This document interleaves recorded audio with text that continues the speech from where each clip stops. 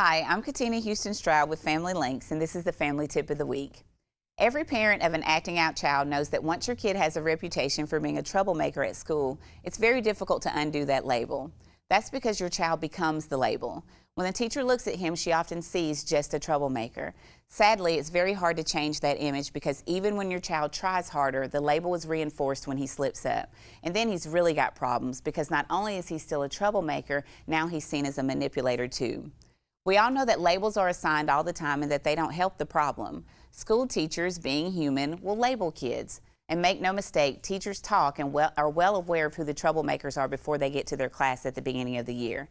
After all, it's part of their job to anticipate the behavioral issues they'll be dealing with in their classroom and try to plan for them.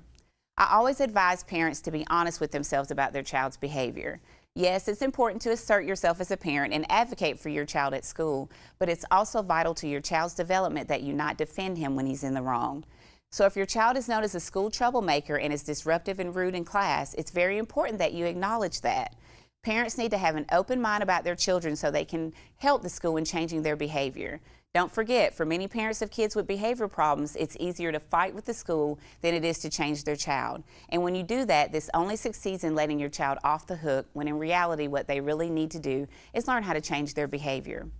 This lesson, it hits home close to home for me. I deal with my very own strong-willed 8-year-old son. So what can you and I do?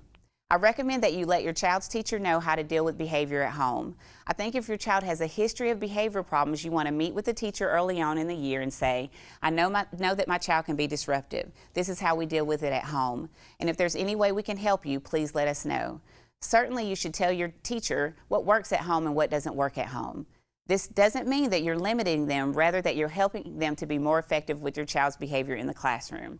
So if you have specific techniques you use, then share them. It's crucial that you're able to communicate with your child's teacher and the school. And I think if you can develop a working relationship around a child who has some behavioral problems, it becomes a lot easier to support that teacher in his or her efforts. Remember, the bottom line is what's best for your child may not feel best for your ego, but that's what's best for your child. For more information and parenting assistance, please call Family Links at 256-820-5911.